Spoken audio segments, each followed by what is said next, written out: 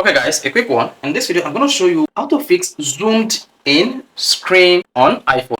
So if your iPhone screen is zoomed in and you want to fix it, here's a video for you. Like everything is just zoom in and the magnifier is just too big for what you can use. In this video, I'll show you two different methods that you can use to zoom in on your iPhone. There's no way to access the settings page when you zoom in on your iPhone, because if you do, the iPhone will use the full screen and you will not be able to access the settings feature. You can see all the settings information is hidden. Now, to fix zoomed in screen on your iPhone, you need to do is triple tap on the iPhone screen, just like this. You can see the zoom in is fixed.